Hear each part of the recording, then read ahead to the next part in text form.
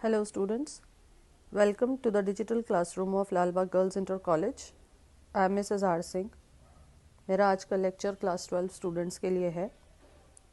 Students, इस video में आप राष्ट्रीय आय की गणना की व्यय विधि के बारे में समझेंगे, जिसे एक्सपेंडिचर मेथड भी कहा जाता है।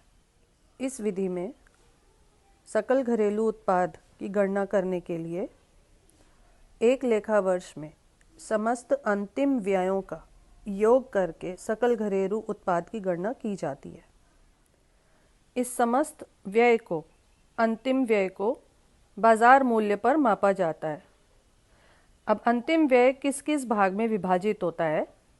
पहला, फर्म के द्वारा उत्पादित वस्तुओं और सेवाओं पर अंतिम उपभोग व्यय।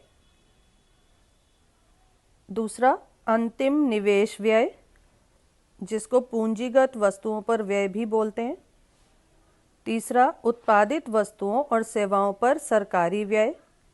और चौथा, विदेशों को निर्यात व्यय। अब आप देख सकते हैं कि ये चारों जो मैंने अभी आपको बताए, इन सब के साथ यानी उत्पादित वस्तु और सेवाओं पर अंतिम उपभोग व्यय को कैपिटल सी और उसके साथ नीचे एक आई लिखा हुआ है, ऐसे लिखते हैं।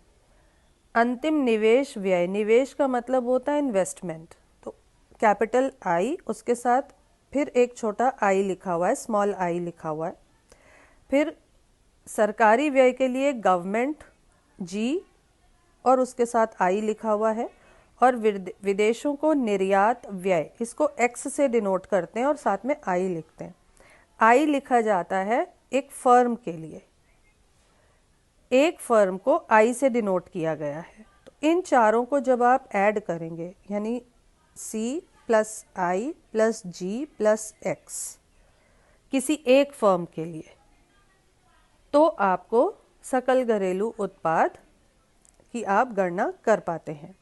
अब मान लीजिए कि फर्म की संख्या n है, n फर्में हैं, तो सभी का सकल व्यय क्या होगा, उसको कैसे डिनोट करते हैं? सिग्मा से। कैपिटल, ये जिस तरीके से ई लिखा हुआ है इसको सिग्मा कहते हैं।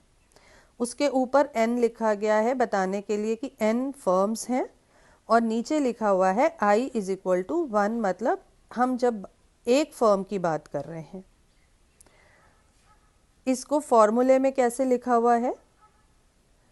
सबका, जितनी भी फर्म्स हैं उन सब का, ये जो चारों मैंने पहले बताए थे आपको कि फर्म द्वारा उत्पादित वस्तु और सेवाओं पर अंतिम उपभोग व्यय सी प्लस निवेश व्यय, जिसको आई से डिनोट करते हैं, प्लस गवर्नमेंट का जो खर्च है, सरकारी व्यय, उत्पादित वस्तु और सेवाओं पर सरकारी व्यय, वो सारी फर्म्स का लिया जाएगा, प्लस जितना उन फर्म्स ने निर्यात व्यय किया है, सारी फर्म्स का ये चारों भाग जोड़ दिए जाते हैं, तो आपको सकल घरेलू उत्पाद आप कैलकुलेट करते हैं। अब माना कि सी समग्र जो है अर्थव्यवस्था के अंतिम उपभोग को दर्शाता है, यह हम पहले ही आपको बता चुके हैं। तो कुछ भाग तो हमने आयात की गई वस्तुओं पर भी व्यय किया गया है, जिसको सी और उसके साथ स्मॉल m से डिनोट करते हैं। तो अगर हम टोटल व्यय में से आयात की गई वस्तुओं पर जो व्यय हुआ उसको माइनस कर दें, तो घरेलू फर्म्स द्वारा उत्पादित अंतिम वस्तुओं पर जो व्यय हुआ वो निकल आएगा। इसी तरीके से इन्वेस्टमेंट, निवेश में से उस निवेश को आप अगर माइनस कर दें जो आयातित वस्तुओं पर हुई हैं, तो घरेलू निवेश निकल आएगा।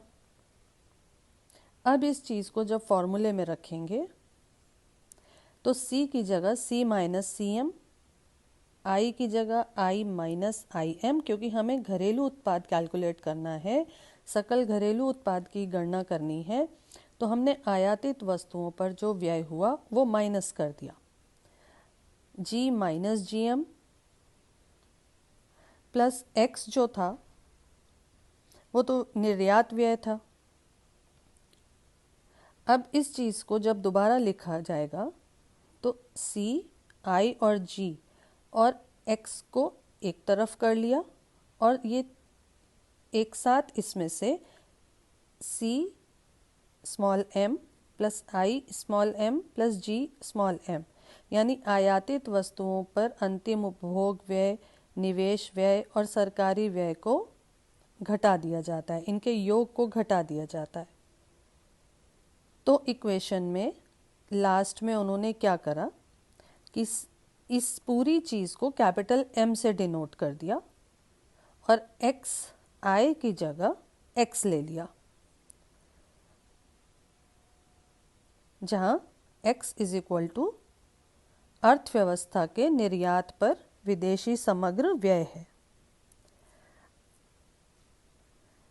तब संक्षेप में आप क्या कह सकते हैं?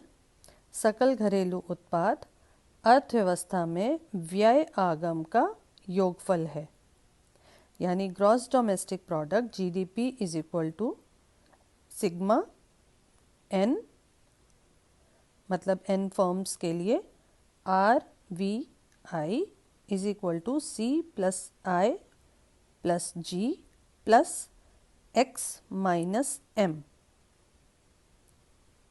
नेक्स्ट वीडियो में आप आय विधि समझेंगे।